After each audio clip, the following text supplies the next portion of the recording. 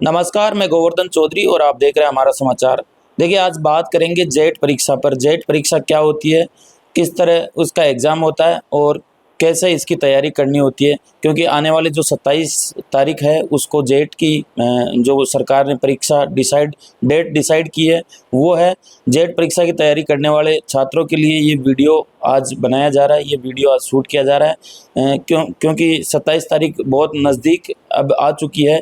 Match दिन बचे हैं 27 तारीख को और तैयारियां जो विद्यार्थियों की है वो अंतिम चरण पर है। विद्यार्थी काफ़ी उत्साहित है, जिज्ञासु है किस तरह जो परीक्षा का पैटर्न है वो रहने वाला है और किस तरह की जो कितने मार्क्स पर जो कट ऑफ है वो रहने वाली है। इस पर हम आज चर्चा करेंगे। हमारे साथ कृषि जो केमिस्ट्री के विशेषज्ञ हैं उनसे।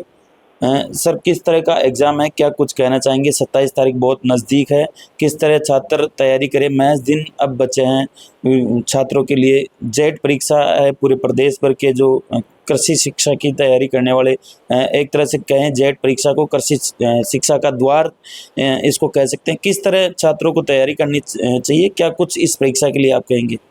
सबसे पहले हमारा समाचार का पूरे जोबनेर परिक्षेत्र की तरफ से हार्दिक आभार कि आप हमेशा जोबनेर परिक्षेत्र में जो कृषि प्रवेश परीक्षा की तैयारी की जाती है और जो उत्कृष्ट परिणाम आते हैं उनको आप राजस्थान लेवल पे प्रदर्शित करते हो, उसके लिए हमारे पूरे जोबनेर शिक्षा परिवार की ओर से आपको हार्दिक आभार। 27 जून को जो जेट परीक्षा होने जा रही है वो एग्रीकल्चर के स्टूडेंट के लिए तो है ही, साथ में बायोलॉजी मैथमेटिक्स के विद्यार्थियों के लिए भी है। ये राजस्थान में जो कृषि विश्वविद्यालय है और इसके अधीन जो भी कॉलेज आती है उसमें एंट्रेंस टेस्ट है। सबसे पहले विद्यार्थियों को हम यही कहना चाहेंगे कि आप एक तो 12वीं का एग्ज़ाम दिए इस साल, जो बच्चे 12वीं इसी वर्ष किए हैं 2026 में, एक जो साल भर से तैयारी कर रहे हैं उन दोनों में फ़र्क है। हम यही कहना चाहेंगे कि अंतिम समय में आपने जो पढ़ा है उसी का बार बार रिवीजन करना चाहिए। एग्ज़ाम पैटर्न को पहले समझना चाहिए कि जैसे प्रत्येक सब्जेक्ट के 40 क्वेश्चन आएंगे इसमें। कई बच्चे क्या करते हैं, कट ऑफ को लेकर बच्चों के दिमाग में रहता है कि यार अपना सिलेक्शन होगा या नहीं होगा। तो गोवर्धन जी, मैं इस वीडियो के माध्यम से बताऊं, पिछले 5-6 सालों की जो कट ऑफ देखे हम, तो यूनिवर्सिटी कट ऑफ थोड़ी हाई रहती है। 280, 290, 300, 320 तक जाती है, मतलब 280 से 320 तक का रेंज है। तो जो बच्चे अभी 12वीं के साथ एग्ज़ाम दे रहे हैं उनको मेरा महत्वपूर्ण संदेश यही है कि इस एग्ज़ाम में जो 12th का पोर्शन है ना वो ज़्यादा आता है। तो 12वीं के जो विद्यार्थी इस समय एग्ज़ाम दे रहे हैं और उनकी तैयारी बहुत अच्छी है, क्योंकि सर 2019 तक इसका पैटर्न थोड़ा अलग था। अब इसमें एजी का रोल ज़्यादा है, तो जैसे एजी बायो है, सॉइल केमिस्ट्री है, इनका लगभग 50% है। क्योंकि एग्ज़ाम में जो इसकी वेबसाइट पे जो दे रखा आता है ना उसके अकॉर्डिंग आता भी नहीं है जेट का पेपर।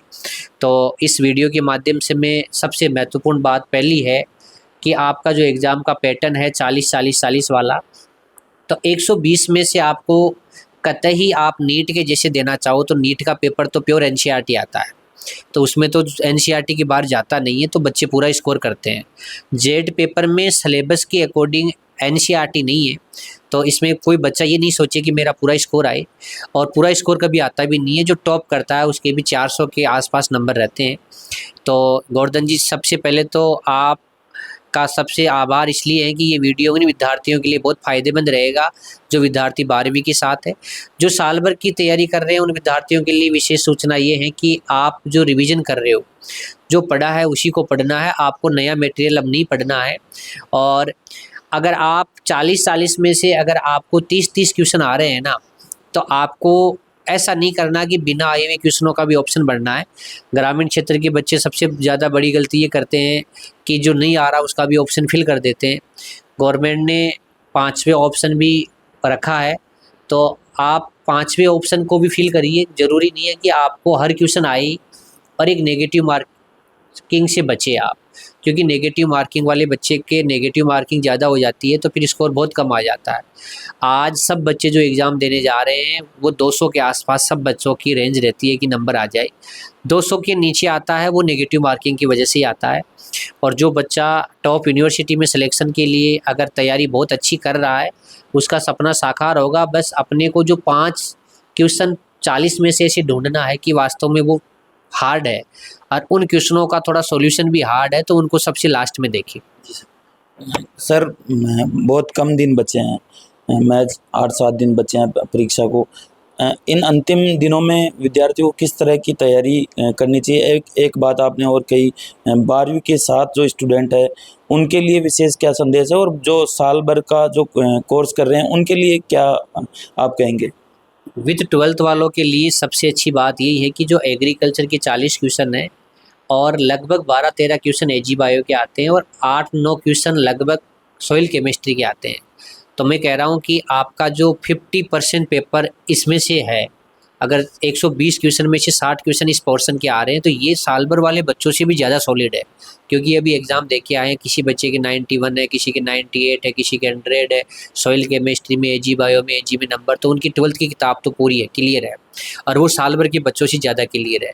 और जो जनरल क्वेश्चन आते हैं हर सब्जेक्ट में 40 में से 8-10 क्वेश्चन ऐसे भी होते हैं जो बच्चों के ईजी में भी सॉल्व हो जाते हैं। तो हर बच्चा 24-25 क्वेश्चन तक आराम से प्रत्येक सब्जेक्ट में 12वीं के साथ भी जा सकता है। अगर बच्चा 75 क्वेश्चन भी राइट करे तो 300 नंबर होते हैं। अगर 5-10 क्वेश्चन नेगेटिव मार्किंग के भी कटे तो 270-75 से तो ऊपर ही आएंगे।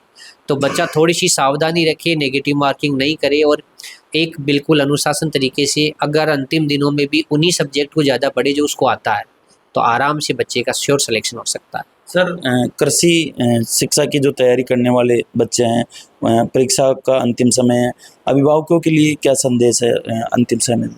अंतिम समय में यही संदेश है कि बच्चा एक तो सोशल मीडिया से दूर रहे इस टाइम, जो इंस्टा फेसबुक ये वगैरह थोड़ा कम यूज़ करे, यूज ही नहीं करे। और अभी हमारे संस्थान द्वारा ग्रामीण क्षेत्र के बच्चों के लिए हमारी पूरी टीम यूट्यूब पे फ्री में मैराथन क्लास चला रही है। उन मैराथन क्लास में इम्पोर्टेंट पॉइंट को कवर किया गया है। हम ये तो नहीं कह सकते कि भाई पूरे क्वेश्चन इन्हीं में से आएंगे, हम ये कह सकते हैं कि ऐसे पैटर्न के क्वेश्चन हम हर साल बच्चों को सॉल्व करवाते हैं। और जो इम्पोर्टेंट टॉपिक से एनसीईआरटी वगैरह से इनकी एजी बायो सॉइल केमिस्ट्री के क्वेश्चन भी हम तैयार कर रहे हैं। तो जो मैराथन क्लास ओजोन इंस्टीट्यूट के यूट्यूब चैनल पे हैं वो एग्रीकल्चर स्टूडेंट्स के लिए जेट एग्ज़ाम के लिए भी बहुत फ़ायदेमंद है। सर आखिरी मेरा सवाल रहेगा, क्या संदेश देना चाहेंगे जो आने वाले विद्यार्थी है जेट के लिए तैयारी करने के लिए, अभिभावकों के लिए? अभी आपने कहा जो विद्यार्थी अभी तैयारी कर रहे हैं उन अभिभावकों, अब जो नए बच्चे आ रहे हैं उनके लिए क्या संदेश है?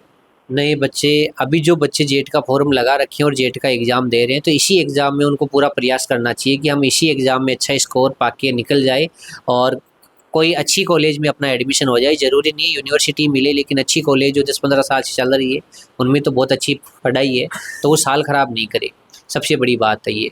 और मैं अंतिम सूचना बच्चों को यही देना चाहूँगा कि ओएमआर सीट फिल करते समय आप किसी प्रकार की गलती नहीं करें। 5वें ऑप्शन को आपको भूलना नहीं है। जो ऑप्शन क्वेश्चन आपको नहीं आ रहा उसको 5th ऑप्शन आप फिल करें और नेगेटिव मार्किंग से बचें।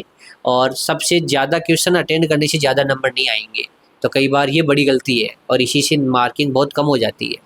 तो और अभिभावकों का भी यही संदेश है कि एक तो फिक्स टाइम पे सेंटर पे बच्चों को पहुंचाए, क्योंकि आजकल 2 घंटे पहले 1.5 घंटे पहले एंट्री होती है और शहर में भीड़ भी रहती है, तो कई बच्चा एग्ज़ाम देने से भी छूट जाता है। ऐसा नहीं हो और बच्चा फिर समय से पहले सेंटर पे पहुँचे, आराम से अपना कॉन्फिडेंस रखे कि मैंने जो तैयारी की है पूरा पेपर उसी में से आना है। एक कॉन्फिडेंस के साथ अगर बच्चा एग्ज़ाम देता है तो 8-10 क्वेश्चन तो वैसे ही ज़्यादा सही हो जाते हैं। और हमारा यही संदेश है, आपका तैयारी बहुत अच्छी है।